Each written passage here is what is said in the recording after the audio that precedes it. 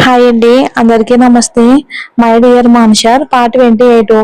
అర్జున్ ఉన్న చోటే ఆకడంతో స్నేహ అర్జున్ గారు అని అనడంతో అతను ఆమె వైపుకు తిరిగి చెప్పు స్నేహ అని అనగానే అప్పటి వరకు కూడగట్టుకున్న ధైర్యం కాస్త అర్జున్ చురకత్తి లాంటి కళ్ళని చూడగానే ఎటు పోయిందో తెలియదు కానీ స్నేహ తడబడుతూ అది అది అర్జున్ గారు అని అంటూ ఉంటే ఆమె తడబాటు దేనికో అర్థం కాని అర్జున్ ఏమైంది స్నేహ, ఎందుకని అలా కంగారు పడుతున్నావు అని అడిగాడు.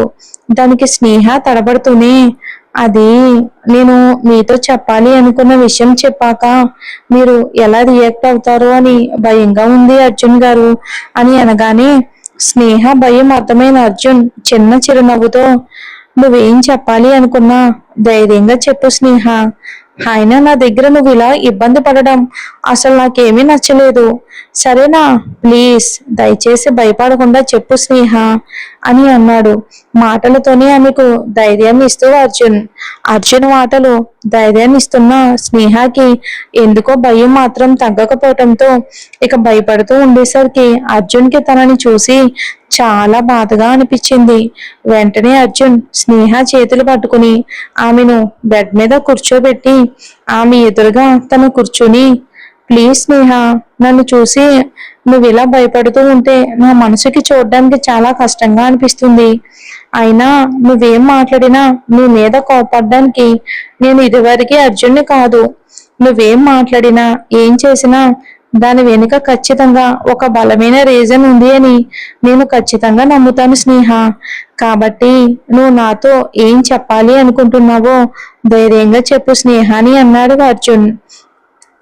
ఇక అతని మాటలు కొన్నంత ధైర్యాన్ని ఇస్తూ ఉంటే తను చెప్పాలి అనుకున్నది చెప్పడానికి గుండెల నిండా ఊపిరి తీసుకుని వదిలి చిన్నగా అది గోకుల్ గారు అని అనగానే అవును స్నేహ, ఇప్పుడు కాదని ఎవరన్నారు అని అన్నాడు అర్జున్.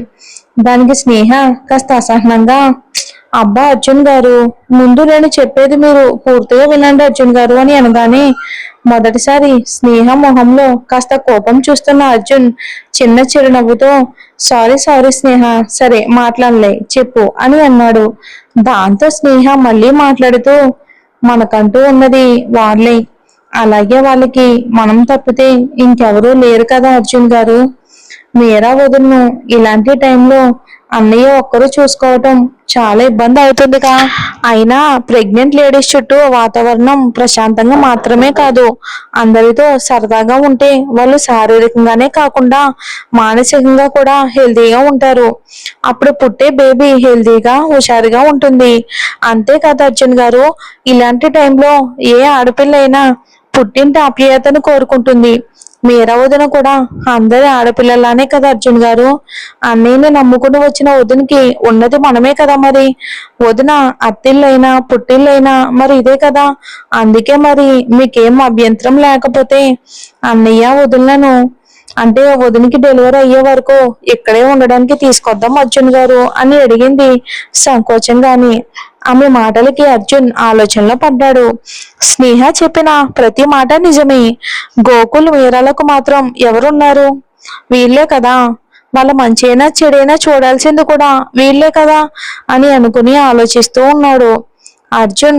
ఇలా తన ఆలోచనలో తను ఉండగా అతనికి ఇదంతా ఇష్టం లేదేమోనని స్నేహ భయపడుతూ ప్లీజ్ అర్జున్ గారు, దయచేసి అర్థం చేసుకోండి. మీరా వదిన అన్నయ్యని మాత్రమే ప్రేమించలేదు అర్జున్ గారు. ఆయన వెనుకున్న తాతయ్యని సొంత తాతయ్యలా మిమ్మల్ని తన సొంత అన్నగా భావిస్తుంది. నిజంగా మీరంటే వదినకి ఎంత అభిమానం ఉండకపోతే మన పవన్ వెళ్ళినప్పుడు అన్నయ్య కూడా మిమ్మల్ని వదిలి అలా దూరంగా ఉండటం ఇష్టం లేదు అర్జున్ గారు. కానీ ఆ ఇద్దరు కూడా మీ గురించి ఆలోచించి విడిగా ఉంటున్నారు. ఈ విషయం మీకు కూడా తెలుసు కదా అని అంటూ ఇంకా ఏదో చెప్పబోతున్న స్నేహ చేతులు పట్టుకుని గోకుల్ మీరాలు మన ఇంటికి రావటం వలన నాకు ఎలాంటి ఇబ్బంది లేదు స్నేహ అని అన్నాడు అర్జున్ నవ్వుతూ. ఆ మాటకి స్నేహ ఆశ్చర్యంతో కళ్ళు పెద్దవి చేసి మీరు చెప్తుంది నిజంగా నిజమా అర్జున్ గారు అని అడిగింది.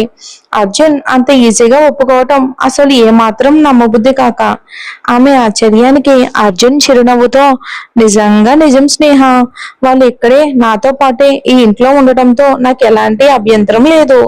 నిజానికి వాళ్ళకి పెళ్ళైన తర్వాత అలా వేరేగా పెట్టింది వాళ్ళకంటూ ప్రైవసీ ఇవ్వడానికి. నువ్వు అన్నట్టు గోగుల్కి నా నుండి దూరంగా ఉండటం అస్సలు ఇష్టం లేదు. వాడికి చాలా కష్టం. ఎందుకంటే మేమిద్దరం చిన్నప్పటి నుండి ఒకే ప్రాణంగా పెరిగాం. అలాంటిది వాడి లైఫ్ లో ఒక అమ్మాయి అడుగు పెట్టిందని వాడిని నా నుండి నేను ఎలా దూరం చేసుకుంటానో చెప్పు. వాడు ఇప్పటికీ ఈ ఇంట్లోనే ఉంటే వాడు ఎప్పుడు నాతోనే ఉంటాడు. నాకు కూడా చాలా ఆనందం. అప్పుడు మీరా తన ప్రాణాలను పణంగా పెట్టి గెలుచుకున్న ప్రేమకు విలువేది? తను కోరుకున్న గోకుల్ తనకి పూర్తిగా ఎలా దక్కుతాడు? అందుకని వాళ్ళకంటూ కొన్ని బ్యూటిఫుల్ మెమరీస్ ఉండాలి అని, ప్రైవసీ ఉండాలని తాతయ్యతో నేనే వాళ్ళకి ఫ్లాట్ పంపించమని చెప్పాను. ఇక నువ్వు అన్నట్టుగా ఇప్పుడు మీరాకి నా అనేవాళ్ళు అవసరం కూడా చాలా ఉంది స్నేహ. అందుకే గోకుల్ మీరాలు ఇక్కడే ఉంటే బాగుంటుంది అన్నాడు మనస్ఫూర్తిగా అర్జున్. అర్జున్ నుండి అసలు ఊహించని ఆ మాటలకి స్నేహ మనసు అయితే చాలా సంతోషంగా అనిపించింది.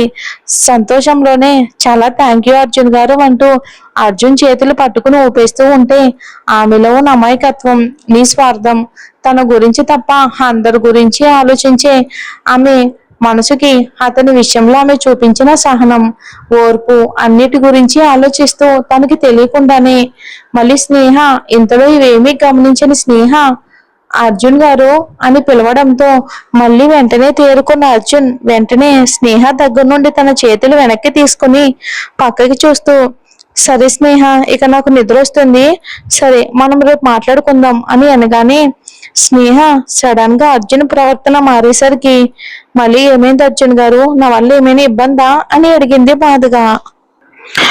ఆమె గొంతులోని బాధకు అర్జున్ ఒక్కసారిగా మనసు మెలిపెట్టినట్టుగా అనిపించింది. స్నేహ వైపుకు తిరగకుండానే, అలాంటిది ఏమీ లేదు స్నేహ, వర్క్ ఒత్తిడి బాగా ఎక్కువైంది కదా, అందుకే కాస్త తలనొప్పిగా ఉంది అని 2 అడుగులు ముందుకేసి, ఈ విషయం గురించి ఒకసారి తాతయ్యతో మాట్లాడు స్నేహ, మీ ఇద్దరు మాట్లాడుకుని ఎప్పుడు మంచి రోజు అయితే అప్పుడు వెళ్ళి గోకుల్ మీరాలను తీసుకుని రండి అని అక్కడి నుండి వెళ్ళడానికి ముందుకే కదిలాడు.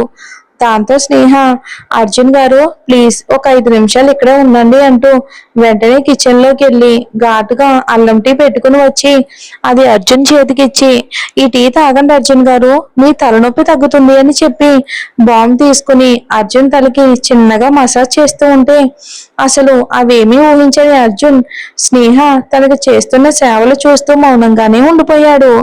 నిజానికి అర్జున్ కి గోకుల్ లేకపోవడంతో వర్క్ ప్రెషర్ చాలా ఎక్కువైపోయింది. పైగా స్టాఫ్ లో ఏ ఒక్కరు వర్క్ లో చిన్న మిస్టేక్ చేసినా ఎక్కడా లేని కోపం రావటం అర్జున్ సహజ లక్షణం. అలాంటి చిన్న చిన్న మిస్టేక్స్ అన్ని గోకుల్ అర్జున్ వరకు రానిచ్చేవాడే కాదు. దాంతో అర్జున్ కి ఈ తలనొప్పులు కూడా ఏవి ఉండేవే కావు.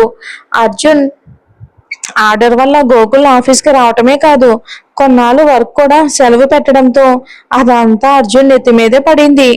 అందుకే ఆ వర్క్ ఒత్తిడి వల్ల విపరీతమైన తలనొప్పి వస్తున్నా స్నేహకు మొబైల్ ఇచ్చేసి వచ్చి నిద్రపోదామని వచ్చి అర్జున్ ఆమె మాట్లాడిన మాటలకి మనసు లాగుతూ ఉంటే ఒక్క క్షణం తనది కాని క్యారెక్టర్ లోకి వెళ్ళినట్టు చాలా అన్కంఫర్ట్ గా అనిపించింది అర్జున్ కి. అందుకే అక్కడ ఉండలేక వెళ్ళిపోదామని బయటకు వస్తూ ఉంటే ఇదిగో స్నేహ ఇలా ఆపి టీ ఇవ్వడం పైగా మసాజ్ చేయడం చేసేసరికి అర్జున్ కి ఉన్న తలనొప్పిలో పాపం ఇక మిగిలినవన్నీ మర్చిపోయాడు అర్జున్.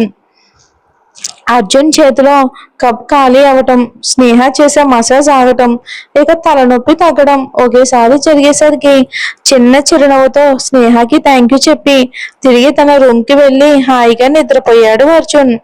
మరుసటి రోజు ఉదయం అర్జున్ ఆఫీస్కి రెడీ అయ్యి స్నేహ వడ్డించిన టిఫిన్ తింటూ ఉంటే స్నేహ కాస్త సంకోచిస్తూనే, అర్జున్ గారు మీరేమీ అనుకోకపోతే సాయంత్రం అన్నయ్య వాళ్ళ దగ్గరికి మన ఇద్దరం వెళ్దాం, నాకెందుకో మీరు స్వయంగా వస్తేనే కానీ వాళ్ళు ఇక్కడికి రారు అనిపిస్తుంది అని అనగానే అర్జున్ తినేసి హ్యాండ్ వాష్ చేసుకుంటూ, సరే స్నేహ, ఈవినింగ్ త్వరగా వస్తాను, ఇద్దరం వెళ్దాం, రెడీగా ఉండు, బాయ్ అని అనేసి వాళ్ళ మాటలు విని అర్జున్లో మార్పు వస్తున్న సంతోషాన్ని లోపలే అంచుకొని చూస్తున్న అశోక్ గారికి బాయ్ చెప్పి ఆఫీస్కి వెళ్ళిపోయాడు.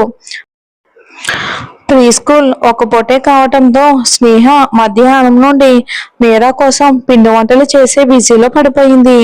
సాయంత్రం అవుతూ ఉండగా అన్ని పనులు ముగించుకుని అర్జున్ వచ్చే టైం కావటంతో రెడీ అవడానికని వెళ్ళబోతున్న స్నేహను అమ్మా స్నేహ ఇలా రా అంటూ అశోక్ గారు పిలిచారు.